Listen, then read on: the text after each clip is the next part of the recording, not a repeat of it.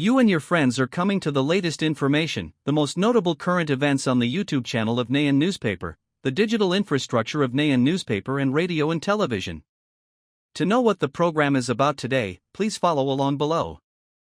According to data from FlyRadar24 on September 15th, the Ukrainian military transport aircraft N-702 Blue with registration number 1002 flew into Polish airspace. Information from open sources said that the aircraft turned off its transponder while flying over Ukrainian airspace and only reactivated it when entering Polish airspace. Due to wartime precautions, Ukrainian military transport flights are not usually public. However, the rare appearance of N-70 on the international tracking system has shown both the uniqueness and sensitivity in the operations of Ukraine's remaining strategic transport aircraft. Previously, according to speculation, it was likely that the only Ukrainian military transport aircraft was temporarily stationed on Polish territory along with N-124 and Il-76 aircraft to carry out flights to transport weapons and military equipment provided by the West to Ukraine. At the end of the month, the Ukrainian UH-60A black multi-purpose helicopter was also spotted in the skies over Poland on an undisclosed flight. The only N-70 in Ukrainian service was adopted in 2015. Antonov has since modernized its fuselage. After a long period of grounding, the aircraft returned to service in July 2021 as part of preparations for a demonstration celebrating the 30th anniversary of Ukraine's restoration of independence. Designed in the Soviet era and further developed by Antonov, the N-70 is a military transport line focused on replacing the old N-12. The aircraft is equipped with 4 D-27 turboprop engines. Each engine has a capacity of 14,000 horsepower and SV-27 propellers rotating in opposite directions. Depending on the configuration, it can carry up to 110 soldiers, 300 soldiers with personal weapons, or 206 wounded soldiers with accompanying medical staff.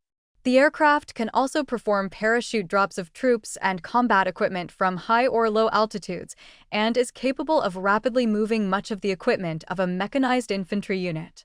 A Ukrainian-made 32P firefighting aircraft was previously deployed to Montenegro to assist in extinguishing forest fires in a mission involving the United Arab Emirates, UAE. The deal was finalized after talks between Montenegrin Prime Minister Miloko Spazic and UAE Foreign Minister CX Angela Bains-Nayan. Romanian President Năcuțean recently stated that Bucher absolutely does not support the idea of establishing a no-fly zone over Ukraine.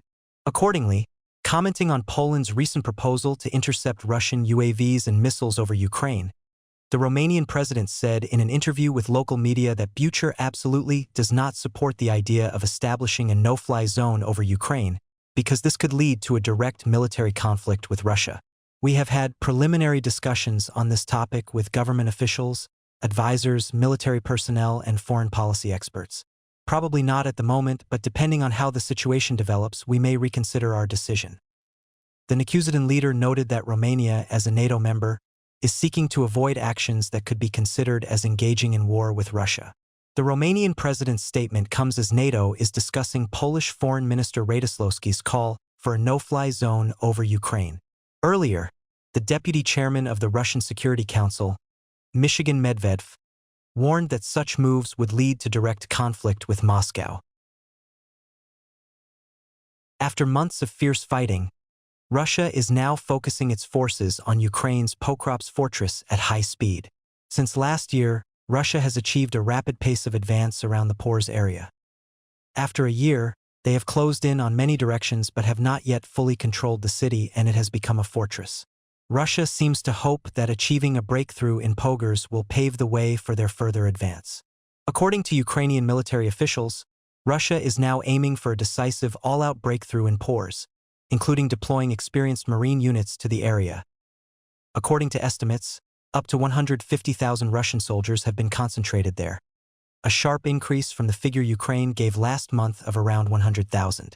By mid-month, Russia had penetrated Ukraine's defense lines in the east and northeast of Dobropilya in small groups advancing about 10 kilometers.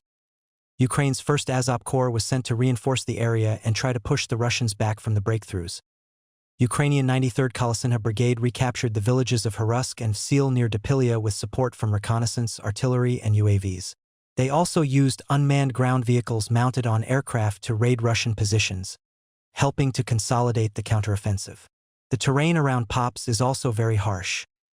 The plowed fields have few natural cover and rain quickly turns the soil to mud. John Pinner, a veteran of the war, explained to Force that the environment does not allow for a quick or clean attack. Dimko Jukenko of the 413th Unmanned Systems Battalion currently fighting in Pograb said Pogr and Dopilya are seeing very high-intensity fighting, with large numbers of troops. Russia is sending small groups of infantry to probe the Ukrainian defenses, followed by motorcycle attacks. The dense summer trees provide cover for the attacks to continue. UAVs have made the battlefield even more dangerous, turning the concentration of armor and artillery into a dangerous task. Soldier Pinner said every inch of the front line is under constant surveillance. UAVs scout, artillery adjust fire, and counter-battery make it almost impossible for either side to move undetected. Although Tenko said his team focused on attacking infantry and vehicles up to 20 kilometers from the front line, preventing the advance from the start. However, the lack of supplies is putting pressure on Ukrainian soldiers. Russia's elite Rubicon UAV unit has attacked logistics centers on the Pops front, CIM Nipka, cutting off supplies to the frontline UAVs. A soldier from Quina told The Times it is a logistics war in Bogrobs that has increased the need for unmanned ground vehicles to handle frontline transport, reducing the risk to humans. Some units on the DAS front are running out of UAVs. We are still holding the line, but we have much fewer infantry and too few UAVs, said Yuri Dimkovic, a UAV pilot with the 23rd Mechanized Brigade. The warehouses are almost out of FPVs, so we have to divide the quota so that each kilo can be issued to a maximum of 25 per day. Volunteer Stinko, head of a large charity, wrote on social media that up to 60% of FPVs purchased under state contracts appear to be malfunctioning on the front line. Ukraine has not commented on this. Meanwhile, Ukrainian soldiers on many fronts say they feel pressure from Russia's ability to mass-produce UAVs with airborne killers swarming the front line.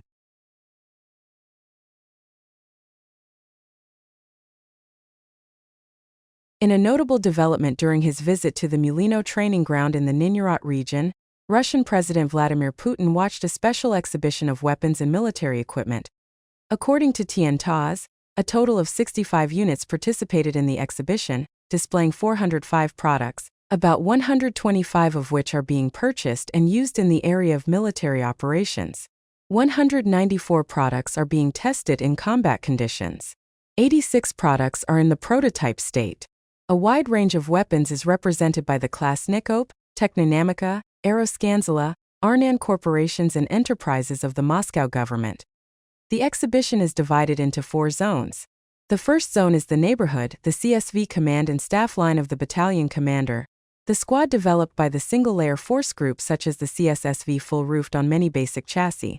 Mass production models and prototypes of weapons and military equipment are being tested in the special operations area, along with various types of vehicles for assault groups such as trucks, motorcycles and ATVs. The second, third and fourth exhibition areas are located indoors.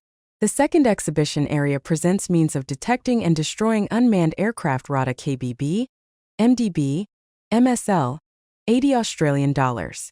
All types of air defense systems FPV, Roy's Min D11 Morayen, Boomerang, Air Defense Lightning, Fox, Chris Tree, Angan, Guardfly, Fancon and high-explosive fragmentation warheads mounted on them. In the third exhibition area, the president of the Ministry of Information was introduced to the means of equipping mobile firing groups and air surveillance stations, smoothbore weapons, reconnaissance equipment, optoelectronics, various types of artillery, light weapons including large-caliber weapons, pickup trucks. The fourth exhibition area is dedicated to the development of military equipment during training, and also displays a variety of light weapons. Serbian President Aleksandar Vučić recently thanked the Russian Foreign Intelligence Agency SVR for its information about a foreign attempt to stage a coup in the republic. Mr. Vučić also said that the Serbian Special Services will continue to contact the Russian side on this issue. Mr. Vučić told Serbian media during his visit to Japan, "Thank you to our Russian partners for the information. Our agency will contact them to continue coordination. We will save, protect, and preserve Zbaya from danger. According to him, the SBA authorities are ready to deal with the coup attempt. Benkrait is closely monitoring all statements from the Russian SVR.mr. Vucic added that Serbia also analyzed criticism from Moscow regarding the alleged supply of weapons to K. On May 15, the SVR published a report claiming that there were foreign attempts to stage a coup in Zbaya. The SVR believes that the current unrest in Serbia, with the active participation of young people in the country, is largely the product of a foreign-led plan to overthrow the government. Protests have been taking place in Zbaya since November 2024, after the collapse of the railway station in Novis, killing 15 people. Protesters blame the government for the incident. According to the SVR, foreign forces appear to be inciting the protesters with the intention of provoking a riot to coincide with the anniversary of the collapse, in order to destabilize the country.